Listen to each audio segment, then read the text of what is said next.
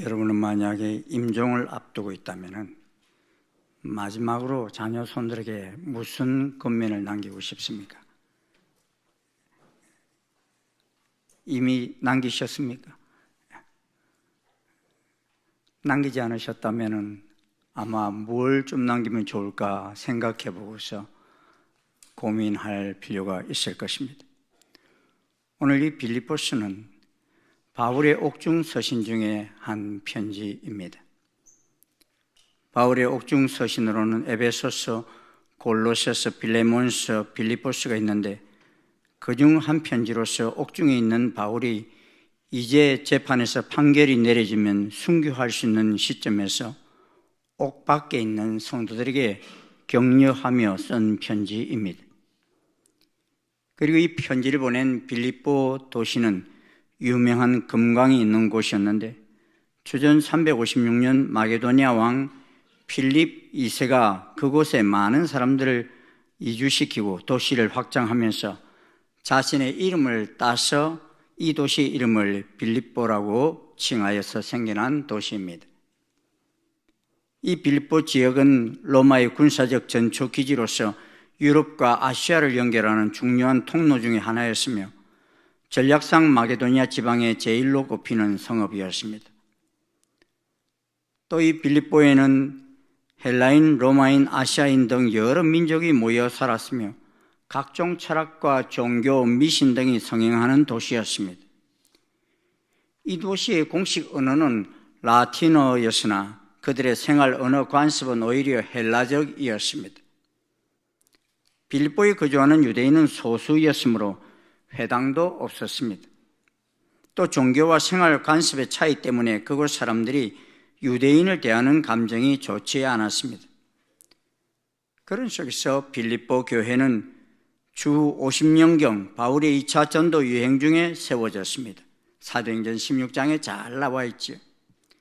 사도 바울은 드로아에 있을 당시 환상 중에 마게도니아를 향해 계속 나아가라는 그런 지시를 받았는데 그 결과 빌립보는 바울이 복음을 전하였던 유럽 최초의 도시가 되었습니다. 이 빌립보 교회는 그 유명한 옷감 장사 루디아의 집에서 시작되었으며 최초의 성도는 빌립보 감옥의 간수와 그의 가족들이 최초의 성도가 되었습니다.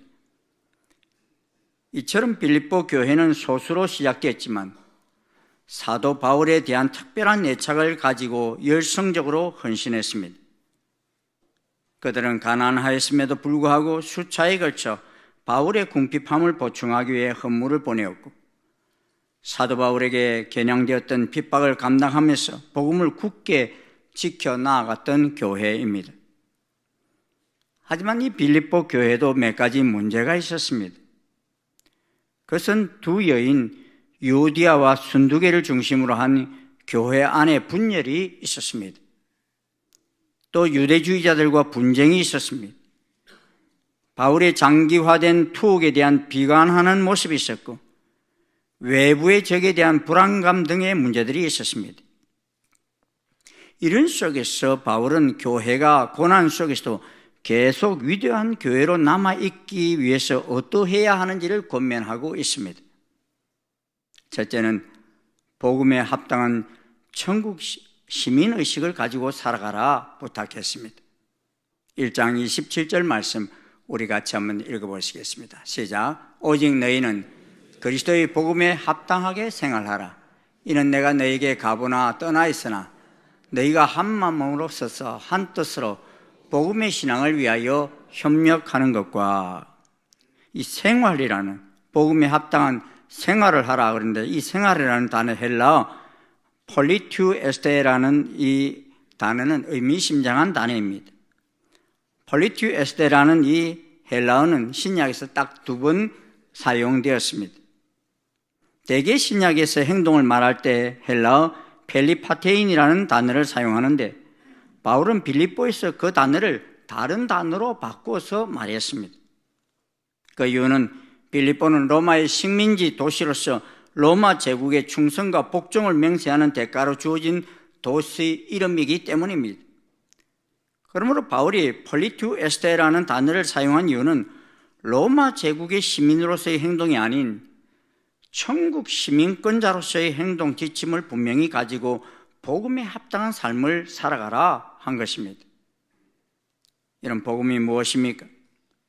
고린도서에 보면 복음은 죄인을 구원하시는 하나님의 능력입니다.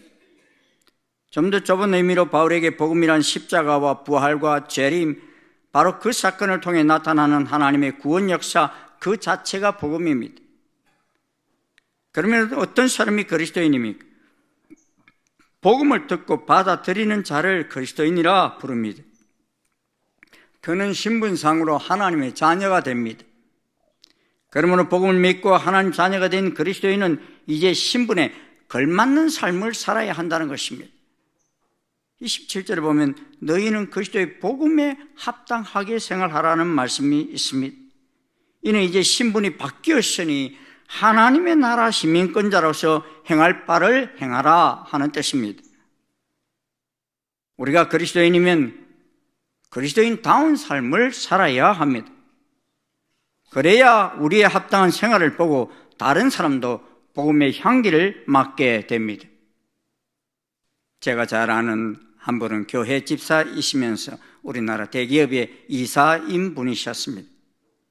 근데 이분은 회사 경영에 있어서는 상당한 인정을 받은 분이셨는데 도무지 말하는 것이나 생각하는 것이 그리스도인 삶인가 하는 생각이 들 정도로 그 속에서 흘러나오지를 않았어요.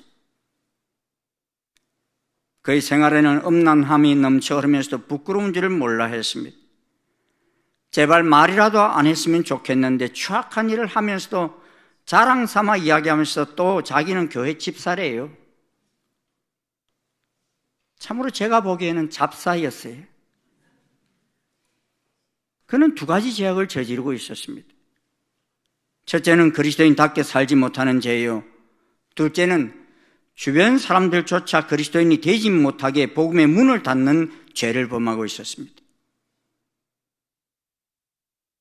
우리는 그리스도인입니까? 우리는 하나님 자녀라는 자부심이 있습니까? 우리가 잘 아는 철학자 쇼펜하우어가 한 번은 무엇인가 골똘하게 생각하면서 길을 걷다가 맞은편에서 오는 사람과 부딪혔어요. 화가 난 상대방이 여보시오, 도대체 당신이 누군데 앞도 보지 않고 걸어오는 거요? 하고 소리쳤습니다. 그 쇼펜하우어는 멋쩍은 표정으로 내가 누구냐고요? 글쎄 옳시다. 나도 방금 그걸 생각하고 있었어요. 철학자다운 대답이 아닐 수 없습니다. 내가 누구인가 하는 문제에 몰두해서 앞에 사람이 가는지 오는지 모를 정도로 자신에게 집착하는 일은 가끔 필요하다는 생각을 합니다. 현대 그리스도인들은 쇼펜하우어와 같은 자기 성찰이 없다 보니 신자인지 불신자인지 그리스도인인지 아닌지 구별이 안 되는 삶을 사는 경우도 있습니다. 우리가 그리스도의 복음에 합당한 생활을 하기 위해서는 우리 자신이 세상과 구별된 거룩한 존재임을 먼저 인식하며 사는 것이 필요합니다. 오늘 본문을 보면 바울이 갑자기 빌립보 교인들에게 그리스도인의 인식에 대해서 말하고 있는 것은 빌립보 교인들이 자신들을 그리스도인임을 나타내기를 꺼리고 있다는 것을 의미합니다. 아마도 그리스도인이라고 할 때 그 사회 속에서 죄악을 받는 일들이 있었던 것 같습니다. 그리스도인이 좋지 못한 자아성을 가지고 있는 이유가 무엇입니까? 가장 큰 것은 사회적으로 비난받을 때 우리는 그리스도인임을 숨기고 싶어 합니다. 오늘 이 사회 속에서도 사회적으로 그리스도인이 잘못할 때 교회는 참으로 어려운 일들을 함께 당합니다. 그런데 빌립보 교인들이 당한 핍박은 순전히 그리스도인이라는 이름 때문에 핍박을 받았던 것 같습니다. 빌립보는 로마화를 추구하는 도시였고 도시 전체를 우상화한 도시였습니다. 그런데 빌립보 교인들은 이런 빌립보 사람들의 성향을 따라가지 않았을 것입니다. 그들은 바울에게 배운 대로 새로운 삶의 방식을 추구했을 것입니다. 사람들을 죽이는 금투장이나 우상의 제물로 버리는 술파티 같은 데 참가하지 않았을 것입니다. 그래서 나타난 결과가 무엇입니까? 그들은 거의 사회생활을 하기가 힘들 지경에 빠진 것입니다. 세상 사람들이 보기에 바보가 된 것입니다. 그러다 보니 빌립보 교인들은 자신들을 부끄러워했습니다. 그런데 바울이 편지를 통해 한 말이 무엇입니까? 결코 이 핍박은 그리스도인의 잘못이 아니라는 것입니다. 이는 당연히 나타나게 되는 복음의 결과라는 것입니다. 그러므로 오히려 이 핍박을 당연히 여기고 그리스도인으로서 더욱 긍지를 가지라는 것입니다. 고난 속에도 굳게 선 교회가 되라고 또 부탁합니다. 본문 29절과 30절을 쉬운 성경으로 보면 고난이라는 말이 4번이나 언급됨을 볼 수 있습니다. 같이 한번 읽어보시겠습니다. 하나님께서는 여러분에게 그리스도를 믿는 특권뿐만 아니라 그리스도를 위해 고난받는 특권도 주셨습니다. 이 두 가지 모두 하나님께는 영광이 되는 것입니다. 내가 여러분과 함께 있을 때 여러분 내가 고난 당하는 것을 보았습니다. 또한 지금 내가 겪고 있는 고난에 대해서도 들었을 것입니다. 여러분 역시 이와 같은 고난을 겪고 있는 것입니다.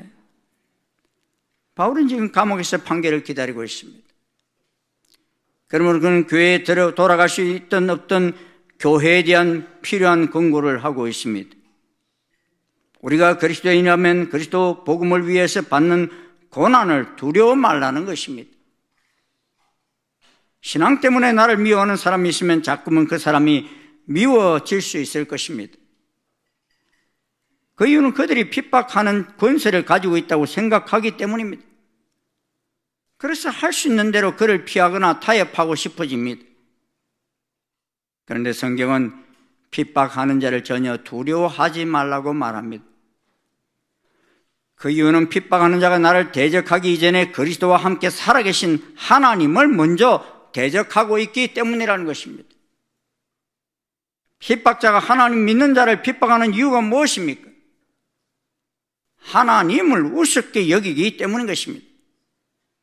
그리고 그 핍박자가 사단의 하수인 노릇을 하고 있기 때문인 것입니다.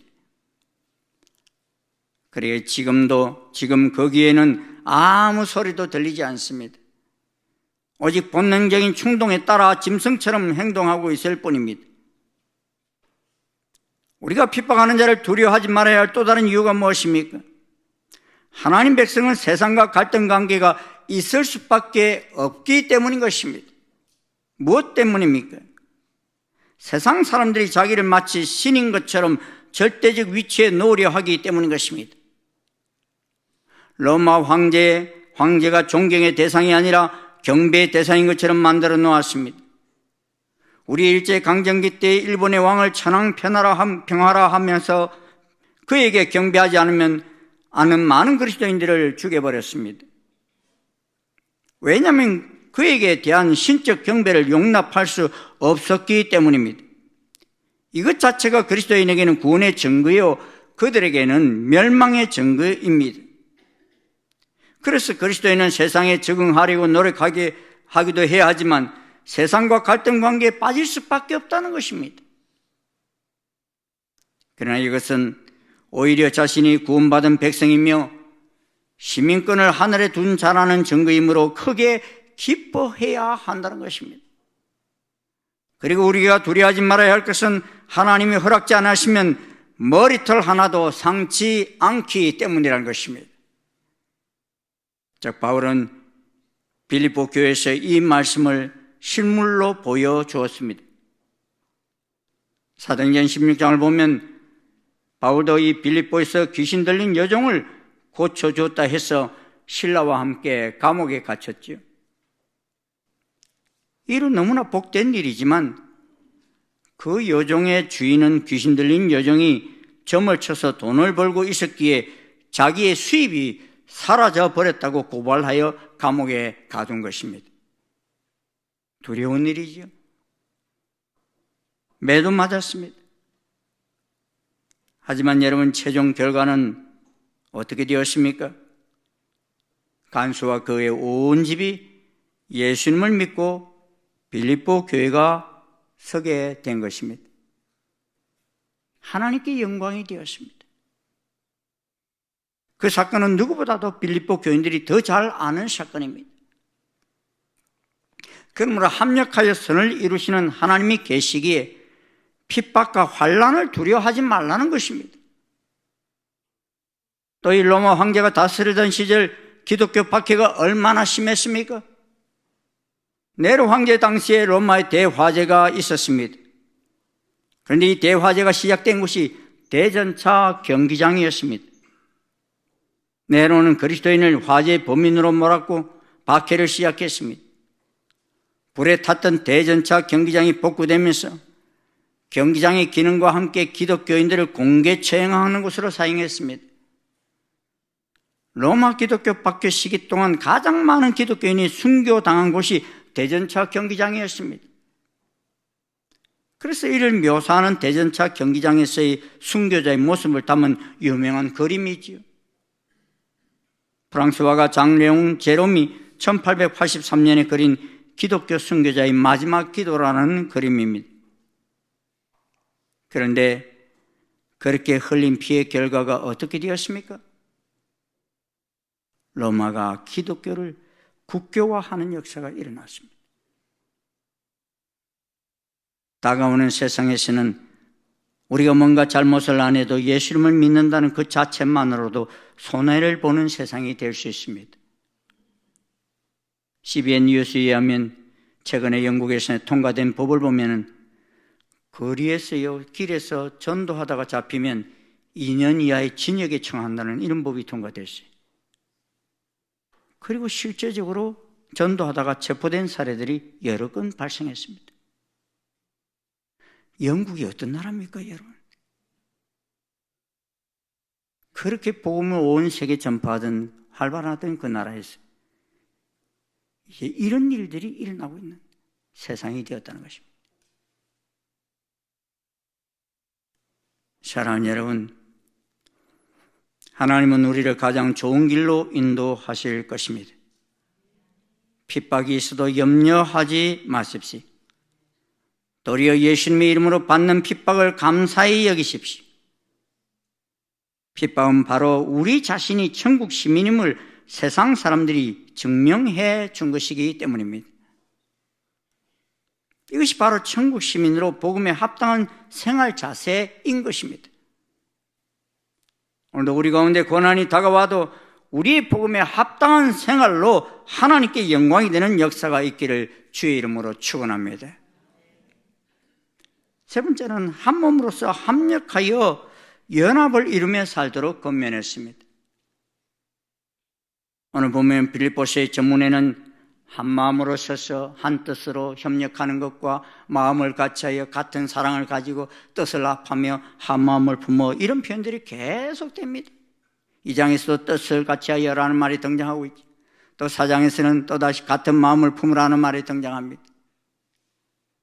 이유가 무엇입니까? 로마 식민 지배하에 있으면서 그리스도인 간의 뜻을 같이 하여 함께 하여도 힘든데 교회 안에서 그리스도인끼리 한 마음이 되지 못해서 싸우고 있었기 때문입니다. 그리스도인은 혼자서는 약합니다. 그러게 어려움을 극복하기 위해서 다른 성도들과 마음을 같이 하는 것이 특히 중요합니다. 그리스도인이 개인주의화 되어버리면 정말 아무 자기도 쓸모가 없어집니다.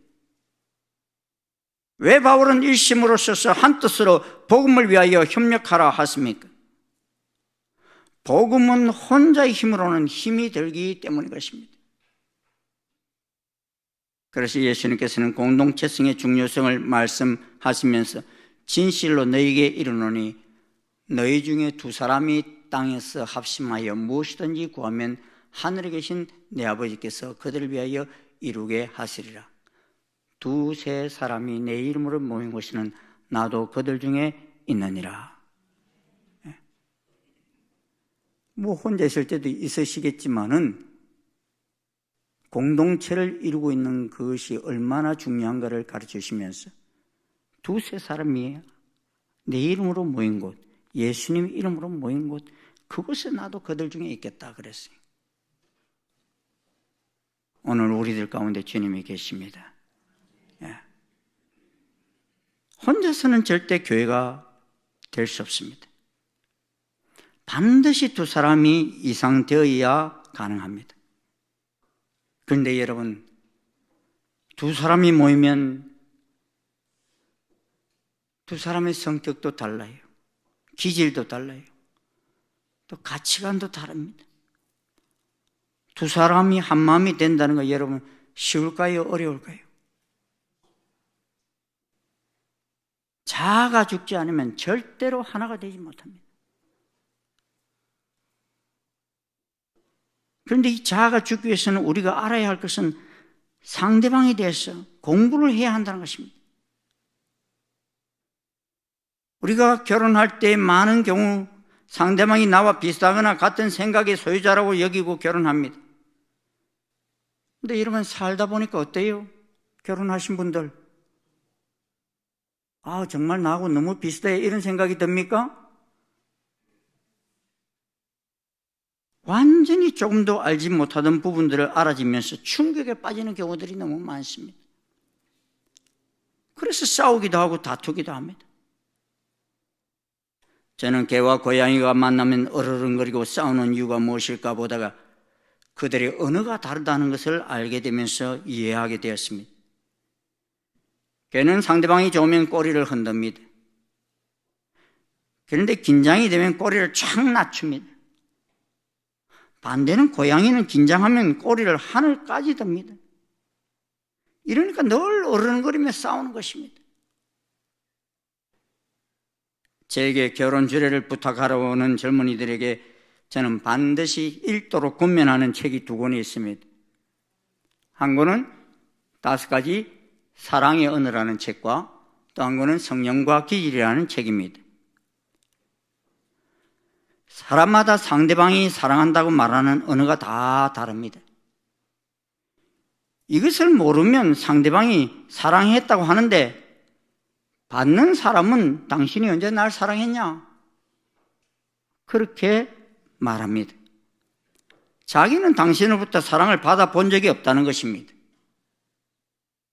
이유가 무엇입니까? 언어가 다르기 때문인 것입니다. 또 각 사람은 태어날 때부터 영원히 바뀌지 않는 기질을 가지고 태어납니다. 요사이는 이 기질 테스트를 MBTI라는 성격 유형 테스트를 통해서 세부적으로 분석하기도 하지만 좀 단순하게 분류한 옛날 방식을 보면 쉽게 우리가 이해되는 방법도 있습니다. 모든 사람이 다혈질, 담적질, 점액질, 우울질로 분류된다는 것입니다. 이 두 가지가 섞여 있는 경우도 있지만 한 가지 기질이 더 우세한 경우가 있고 네 가지가 다 섞여 있는 경우도 특이하게 있습니다. 문제는 이 모든 기질에는 강점이 있고 약점이 있다는 것입니다. 그리고 이러한 기질은 어떠한 극한 상황이 닥칠 때에 두드러지게 나타나는 경향성이 있습니다. 그런데 결혼을 했는데 상대방의 기질이 무엇인지 알지 못할 때 많은 부부는 상대를 이해하기보다는 오해하는 경우가 허다합니다.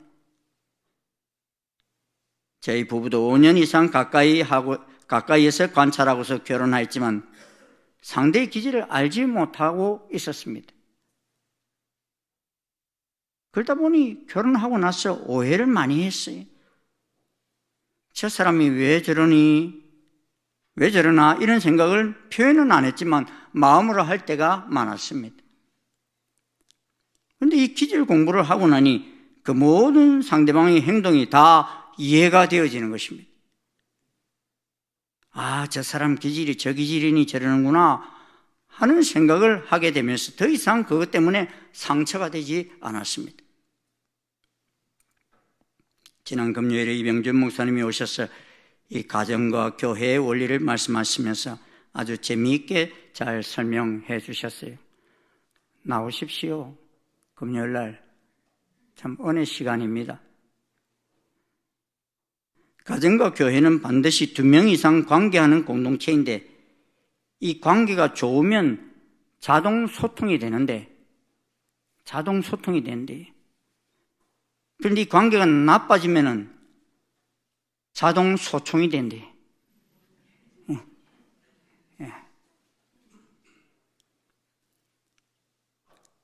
그러면서 만나기만 하면 싸운다는 것입니다. 상대방을 막 말로써 죽이는 거예요, 그냥. 그러니 그런 공동체는 천국이 아니라 지옥이 됩니다. 사도행전을 봐도 역사는 공동체를 통해서, 교회를 통해서 일어났습니다. 그러므로 우리는 부족한 사람들끼리 모였기 때문에 서로의 짐을 지는 자세가 필요합니다. 허물은 덮어주고, 죄는 용서하고, 약점은 채워주고, 개성은 이해해주고, 방침은 따라주는 자세.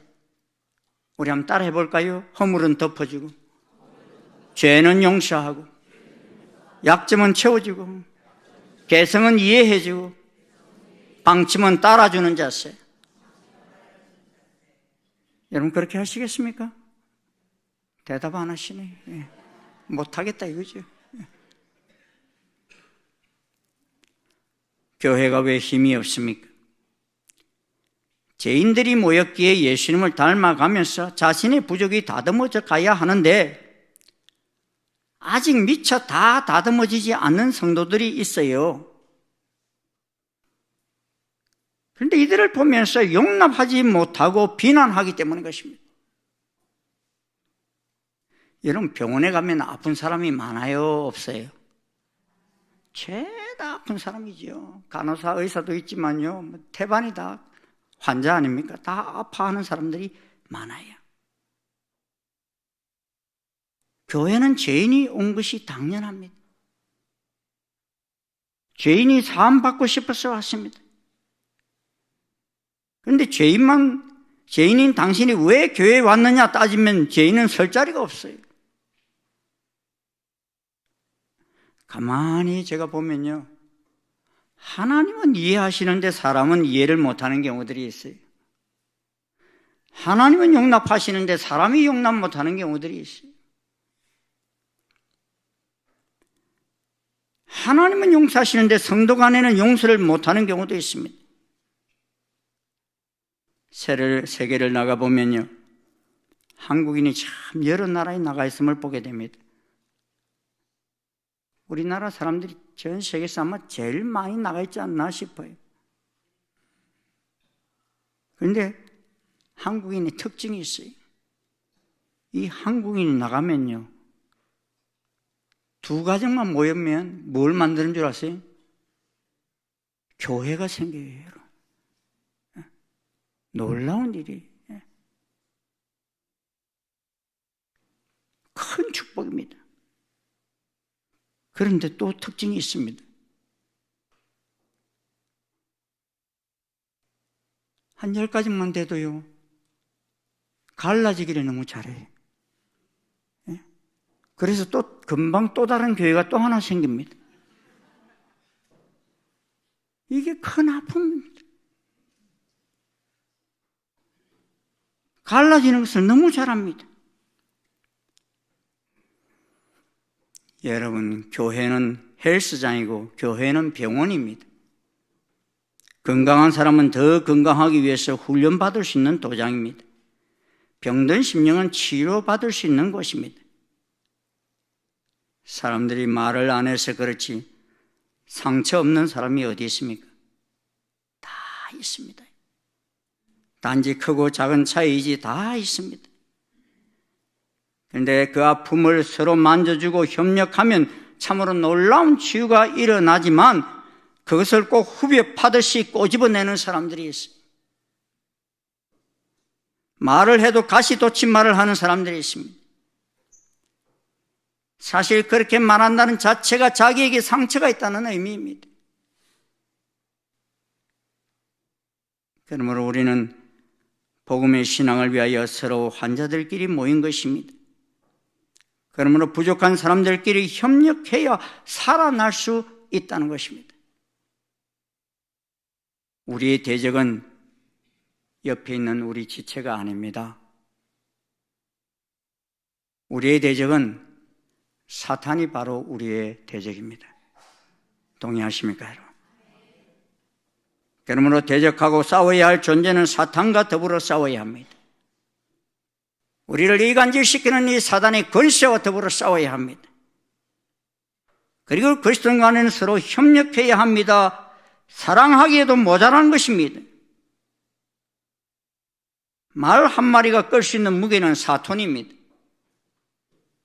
그런데 말 2마리가 끌 수 있는 무게는 8톤이 되어야 하는데 무려 22톤까지 끌 수 있다고 합니다.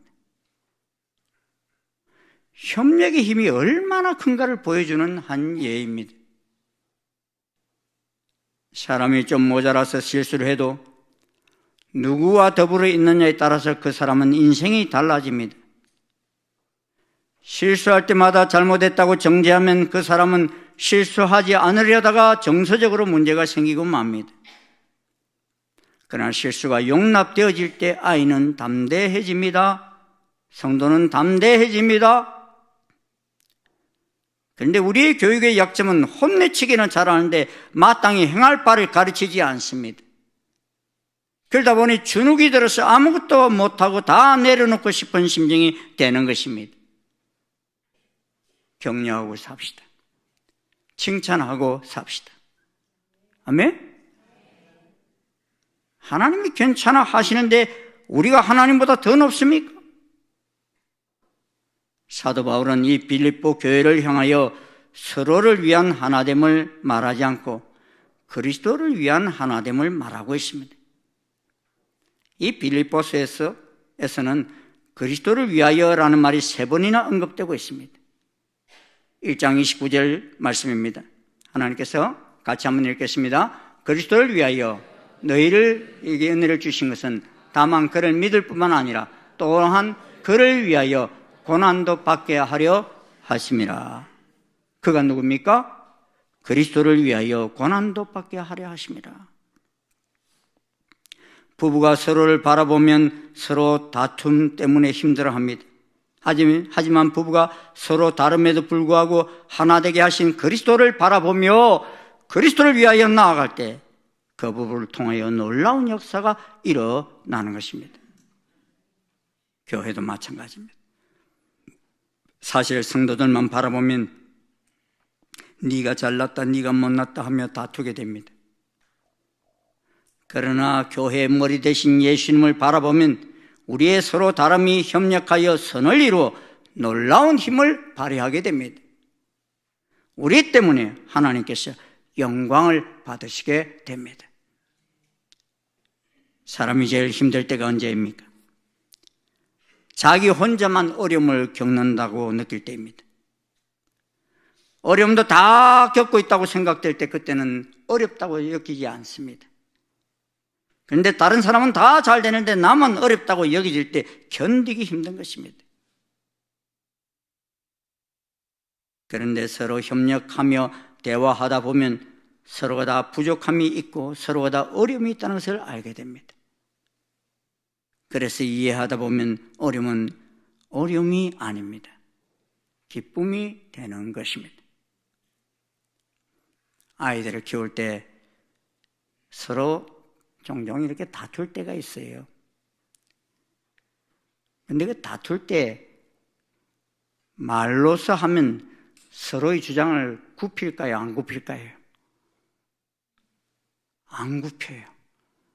끝까지 서로 잘났대. 끝까지 서로 자기 주장을 주장합니다. 그 문제를 해결하는 방법이 저는 뭔가 생각하다가 이렇게 했어요.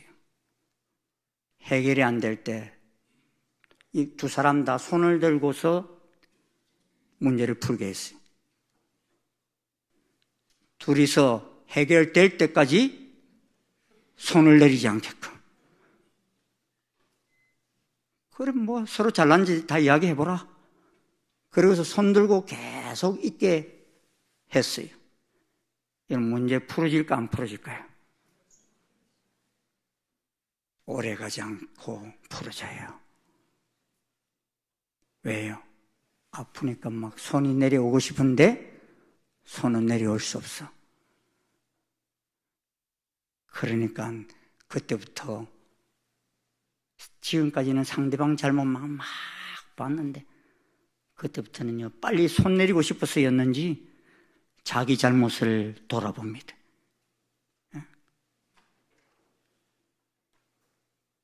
그리고 상대를 이해하게 돼. 처음에는 손이 발 보고 너 나하고 다르다. 눈이 간을 보고 넌 나보다 못해. 내가 더 귀해. 이렇게 말하던 것이 하나씩 저 손도 발도 귀하구나. 이런 것을 보기 시작하는 거예요. 그래서 한쪽이 양보를 하든지 아니면 자신이 잘못한 것을 시인합니다. 상대를 이해하지 못한 것에 대해서 용서를 구합니다. 그때는 다시 소리 높이며 싸우질 않습니다. 왜요? 그랬다가는 다시 불을 서게 된다는 걸 알기 때문에. 근데 저는 그런 생각을 해요. 아니, 벌 서기 전부터 이걸 깨달으면 얼마나 좋아. 안 그래요? 벌도 안 서고 딱 깨달으면 얼마나 좋아요. 그런데 꼭 벌을 써야 그때야 깨닫는 경우들이 허다해요. 저는 우리는 그런 삶을 살지 않기를 소원합니다. 가족이든 교회든지 국가이든지 우리가 하나 될 수 있는 것은 서로에게서 완전함을 찾으려고 하는 데서 일어나지 않습니다. 완전하시고 완벽하신 예수님을 주인공으로 모셔드리면서 서로 손잡고 나아갈 때 그 속에서 새 역사를 창출할 수 있습니다. 그때 머리 대신 예수님의 지시를 따라 손과 발과 모든 장기가 하나의 지체가 되어 주님의 뜻을 이루어가는 공동체가 되어지는 것입니다. 이 위대한 역사가 우리 가정 속에서 일어나고 우리의 교회, 우리의 나라 속에 이루어지기를 주의 이름으로 축원합니다. 기도하시겠습니다. 아버지 하나님, 감사합니다. 핏값을 주고 산 빌립본 교회였지만 그 교회가 커지면서 아버지 하나님, 그 교회가 주님의 뜻을 바라보지 못하고 자기의 뜻을 아버지 하나님이시여 성취하려 하다가 교회가 큰 아픔을 겪는 모습도 저희들이 보았습니다. 주님, 이런 교회를 향한 바울의 간절한 권면을 저희들이 오늘 우리들도 가슴에 새깁니다. 아버지 하나님, 저희들이 뜻을 주장하는 이 공동체가 아니라 주님의 뜻이 무엇인지를 바라보며 서로의 지체의 연약함을 안아주며 보듬어주며 그 지체의 연약함을 내가 짐을 주며 함께 달려가는 아름다운 공동체가 되기에 부족함이 없도록 인도해 주시옵소서. 우리의 가정도 이 나라도 하나님, 정말 아버지 하나님이시여 주님을 바라보며 하나 되어서 한 뜻을 이루어가는 귀한 공동체가 될 수 있도록 은혜 내려 주시옵소서. 예수님 이름으로 기도드리옵나이다. 아멘.